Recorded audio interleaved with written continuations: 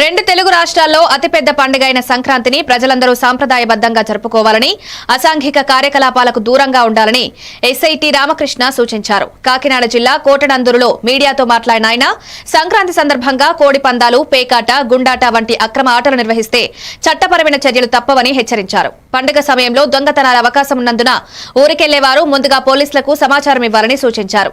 గ్రామాల్లో విద్వేషాలు రెచ్చగొట్టే ఫ్లెక్సీలు ఏర్పాటు చేస్తే ప్రింటింగ్ యజమానులు, నిర్వాహకులపై కఠిన చర్యలుంటాయని తెలిపారు. ప్రజలంతా సురక్షితంగా, ఆనందంగా సంక్రాంతి జరుపుకోవాలని శుభాకాంక్షలు తెలిపారు. కాకినాడ జిల్లా ఎస్పీ శ్రీ బిందు మాధవ్ ఐపీఎస్ వారి ఆదేశాల మేరకు పెద్దపురం డీఎస్పీ గారు శ్రీ శ్రీహరిరాజు గారు మరియు Tuni rural circle inspector Shri G Chennakeshwararao గారి యొక్క పర్యవేక్షణలో కోటనందూరు మండల ప్రజలందరికీ కూడా ముఖ్య విజ్ఞప్తి. రాబో సంక్రాంతి పండుగ సందర్భంగా ముఖ్యంగా ఈ యొక్క సంక్రాంతి పండుగను పురస్కరించుకొని ఎవరైనా కూడా ఈ జూదం అనగా పేకాట, కోడి పందాలు ఎవరైనా కూడా ఆడినట్లయితే వారిపైన చట్టపరమైన చర్యలు తీసుకుని పడుతుందని తెలియజేయడం జరిగింది. ముఖ్యంగా ఈ యొక్క ఆంధ్రప్రదేశ్ రాష్ట్ర హైకోర్టు వారు కూడా ఈరోజు రాష్ట్ర ప్రభుత్వాన్ని మరియు హోంశాఖ వారిని కూడా హెచ్చరించడం జరిగింది.